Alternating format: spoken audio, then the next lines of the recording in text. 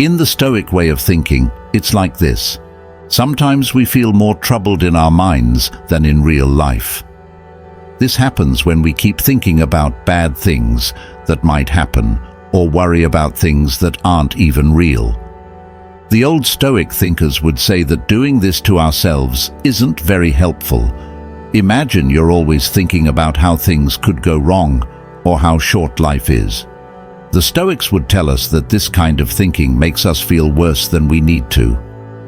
They believed that we should focus on what we can control and not get all worked up about things that might not even happen.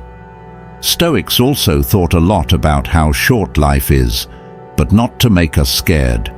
Instead, they said we should use this thought to make our lives better now. Instead of worrying too much about the future, they'd say we should try to live well today and do what we know is right. When things don't go the way we want them to, the Stoics would tell us to be tough and keep going.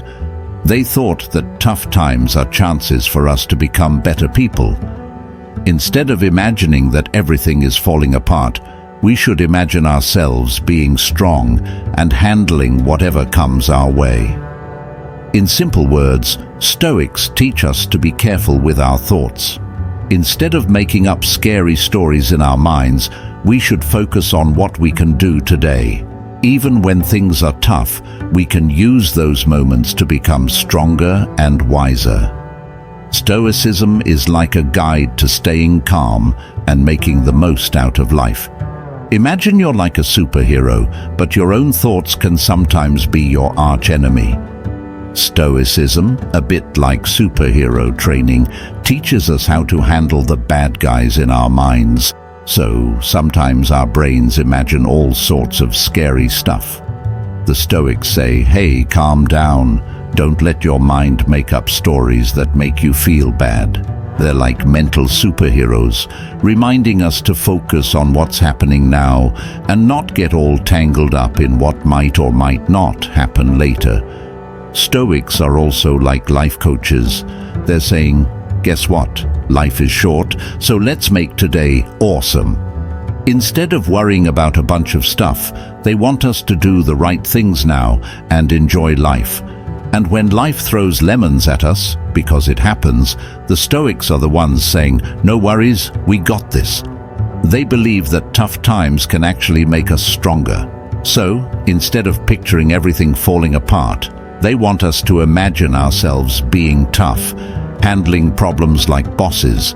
In simple terms, Stoicism is like a superhero manual for your mind.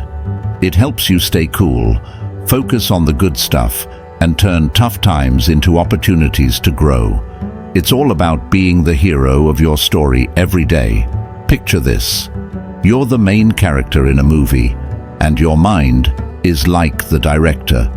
Sometimes your mind directs scenes that make you feel worried or scared about things that might not even happen.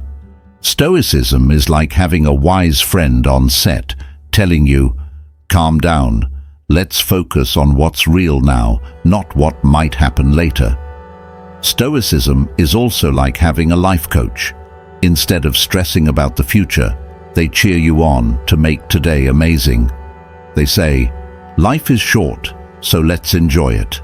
It's like turning your ordinary day into a superhero day. And when life gets tough, Stoicism is your superhero guide. It's there to remind you that tough times can be like training sessions. They make you stronger. So instead of picturing disasters, think of yourself as the hero who can handle anything. In simple words, Stoicism is your friendly superhero mentor for everyday life. It helps you stay cool, enjoy the good stuff, and see challenges as chances to become a stronger, wiser hero in your story. It's like having a superpower for a better, happier life. In the vast realm of human experience, the power of imagination is both a gift and a potential source of profound challenge. It is a double-edged sword that can shape the contours of our reality, influencing our perceptions, emotions, and, ultimately, the way we navigate the world. One captivating facet of this intricate interplay between imagination and reality is the notion that we often encounter more metaphorical deaths within the vivid landscapes of our minds than in the tangible fabric of our existence. Consider the human tendency to ruminate on hypothetical scenarios, to rehearse the forthcoming challenges, and to envision potential failures with an exquisite detail that rivals reality itself. In the theater of our minds, we play out narratives of worst-case scenarios, succumbing to the allure of catastrophic possibilities. The demise we experience in these mental arenas is not corporeal, but rather a symbolic demise, the death of dreams, aspirations, and the fleeting fragility of our sense of security. We grapple with uncertainties that may never come to pass, and in doing so, we subject ourselves to a multitude of imagined deaths.